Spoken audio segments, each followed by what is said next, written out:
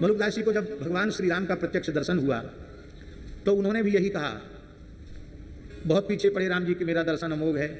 तब पहला वरदान तुम्हारा सर्वरूप दर्शन नरहरि, हमको आपको छोड़ के दूसरा कुछ दिखे ही नहीं, हम सब जगह आपको ही देखें। बोले आप तो सब में हमको देखते ही हो,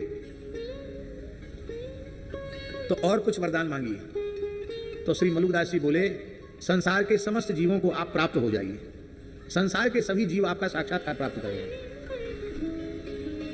भगवान बोले ये कैसे संभव होगा? बोले ये आप जानो कैसे संभव होगा, आप पीछे पड़े हो कि मांग लो मांग लो मांग लो, मांगा तो आनाकानी कर रहे हो,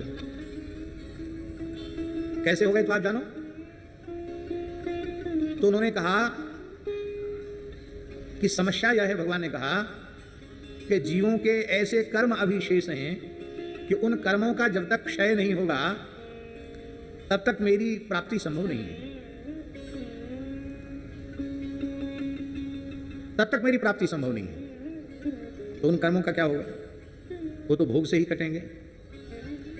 तब श्री मलुकदास जी ने कहा इसकी व्यवस्था हम बना देते हैं।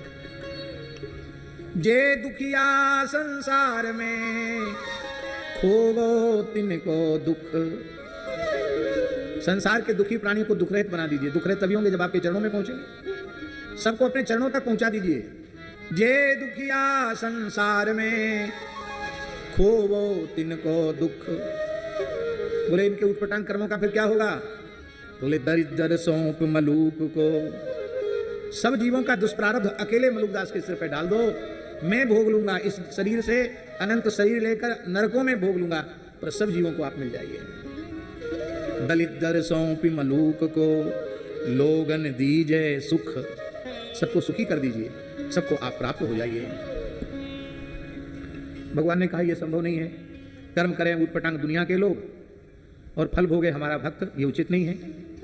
लेकिन फिर भी तुमने मांगा है तो मैं प्रसन्न होकर वर देता हूँ, जो तुम्हारी वाणी का तुम्हारे चरित्र का आश्रय लेगा उस जीव का कर्म बंधन कट जाएगा, वह मुझे अवश्य प्राप्त हो जाएगा। ऐसी अद्भुत वाणी है मलुकदास जी की, इस वाणी को भगवान का वरदान प्राप्त है।